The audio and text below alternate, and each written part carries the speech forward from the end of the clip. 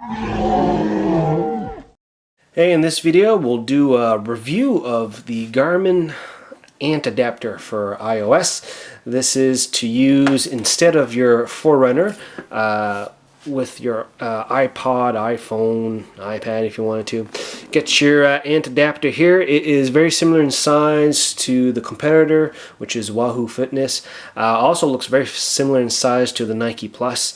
The only difference is that this takes advantage of the ANT Plus wireless technologies that Garmin has. So heart rate monitor, footpod, cadence. You'll be able to wirelessly transfer that information to your iPhone. Now, the one limitation though compared to Wahoo is that you can't transfer workout activity from your watch to the iPhone. Wahoo, you can do that. So I'm not sure why they kind of limited that feature here, because if you had a complete transfer, you don't need to bring your computer anywhere, because the FIT app is fairly good for basic data entry. So let's put this in the phone like that and turn on the app. So the app is fairly simple. They haven't really updated it since they launched it. It's been a good 6 months since we've seen any updates. Here I just did a little walking activity with the dog this morning to show you some data. Here we can flip through, see what kind of activities I did in the last week and then the last month. It does a fairly good job at retrieving activity from Garmin Connect.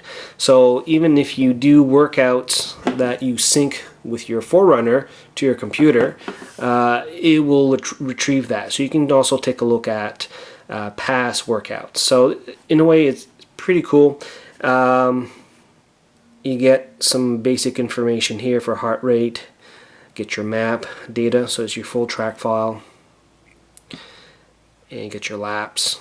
So it does, it does show the basic info for you.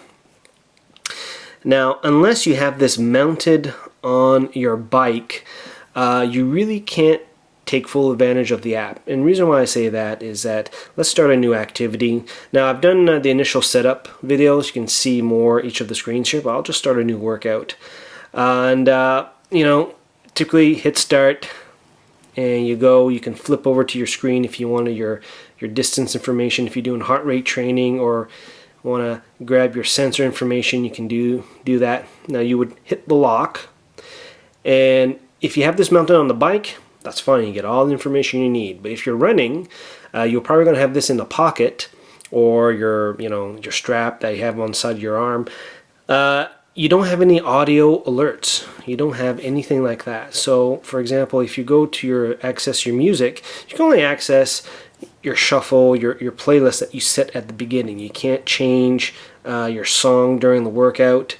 Even if we go back here and take a look at the music, you have very limited selection here as to no music, what's playing, or your library. Library will access your standard iTunes stuff. So typically what you want to do is set up your playlist first and then just add all songs. That's what I would normally do for that. And then you can set that up to shuffle if you wanted to. And there's your shuffle. You can set it up like that. But you have no audio triggers. You don't have anything that will tell you when you do a lap. If you have any of the sensors attached, like the heart rate monitor, you don't have anything to tell you if you're in and out of the zone, as compared to, for example, Wahoo, that you have that flexibility. So unless this is mounted on, you really don't get the full benefit of the app, I think. Even with Nike Plus, you'll get audibles. So in a way, this is kind of lacking in terms of features, I think. But if you're going walking, for example, if you just want to walk, you just want to track or map trails, well, you can just leave this thing at home and just bring your iPhone or iPod and just start recording the track file. You can upload it that way. So, unless you really need to monitor, let's say, your heart rate, you bring this along. Or if you're at the gym, you want to run on the treadmill, you want to keep track of your footpod and your heart rate, you can plug this in, set this up on the treadmill, and watch the data that way. But actual running outside, this might be a little bit of a problem. Nice basic app, but I will still stick to the Forerunner for that. So hopefully we'll see a new version, but other than that, those are my impressions of the Garmin ant adapter. If you have any comments or your own opinions, just put them down in the comments below, and we'll see you next time.